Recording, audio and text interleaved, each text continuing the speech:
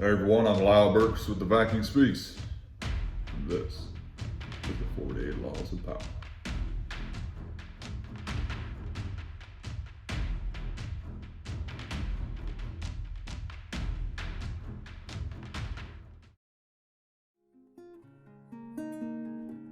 Hey everyone, it's Lyle Burks with the Viking Speaks. This is day 35 of the 90-day video challenge. We're still with the 48 Laws of Power. This is Law 4. Always say less than necessary. So the quote is, when trying to impress people with words, the more you say, the more common you appear. Now, another way to say that is a wise man once said nothing. So the transgression of the law talks about a Roman soldier by the name of Coriolanus, and I probably butchered that name, so bear with me. But Coriolanus was a well-known soldier. He'd been in the military for 17 years, kind of a living legend. Won many battles. It was known as a man of extreme bravery and valor, and thought of as a true patriot to Rome. So at the end of his career, he decided that he wanted to enter politics, and he was going to use his reputation to help him out with that. His first speech, he got on the stage. I can't stop yawning. I'm so sorry. Okay, it's like the 5th time I've tried to do this, so we're just going to go with it. But anyway, he got on stage, and all he did was he first got up there. He just showed them all their scars from his battles and everything, and he talked about his military exploits. And the people were so in awe of everything he had done on the battlefield that his short speech that followed, nobody remembered. He could have said anything he wanted, they wouldn't have cared. But his next speech, he entered the stage with a huge party of aristocrats, the Senate, and a bunch of very highly important personnel in the democracy at the time. Well, the common folk, the voters, they didn't like that. They thought it was pretty braggadocious and insulting. That is, if he was an arrogant asshole and he didn't care about what they thought. Well, so they already had kind of a negative tone when he got on the stage.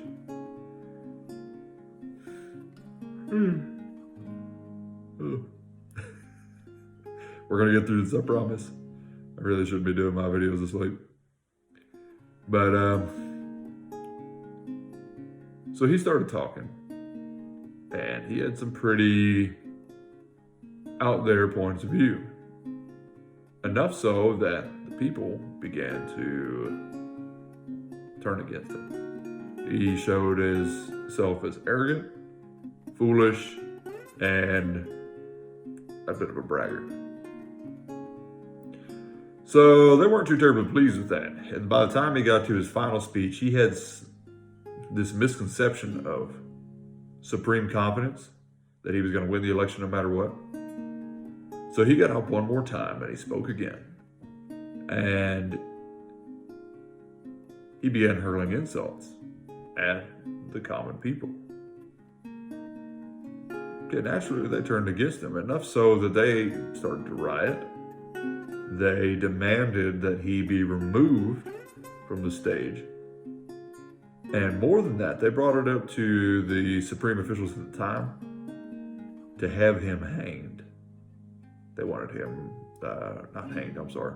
There was some big cliff. They wanted him thrown off the rocks.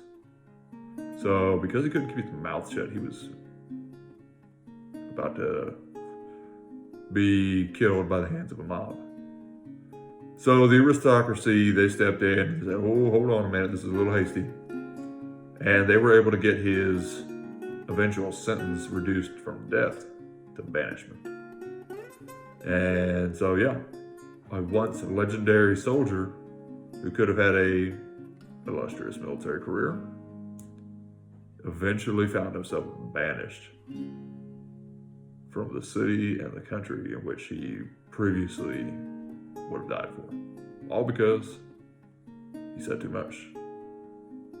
So, on the flip side, King Louis XIV, we're back in Versailles again.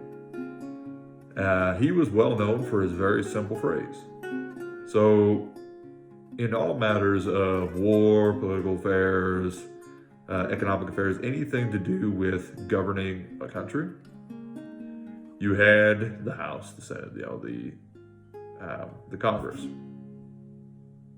And on either side of the political spectrum, they would debate until all hours of the day and night until they finally reached an idea. Now, at that time, the king still made the ultimate decision. So what they would do is they would come to an agreement on one person had one point of view, or one side, one party at one point, the other had another. And they would send two people in to talk to the king. And they were really concerned about when to talk to him, how to talk to him, what should they dress, the facial expressions they should have, the whole 9 yards, because King Louis XIV was a bit of a mystery. And here's why.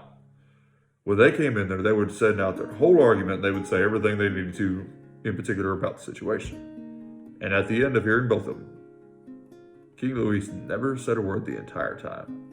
And when they asked for his kingly opinion, he said 3 words: "I shall see." And then he would get up and walk away. He would never say a single word again to his council about any matter. A few weeks later, they would get his decision, and that was that. So as a result, King Louis was thought to have just immense power, because he never let anyone find out one way or another if he either had a brain or if he was a complete idiot. So there's another saying that I've heard and I've actually used quite a bit. Kind of goes like this: better to be thought a fool than to open one's mouth and remove all doubt. So in certain situations, it's better to hold your tongue. Less is more. So either way, use that with caution. It can go both ways. Silence in the wrong situations or minimal conversation can also make you look incompetent or suspicious. So again, use this with caution. It's just another law from the book. That's all I got for today, y'all. We'll go get some sleep. Much love. Bye out.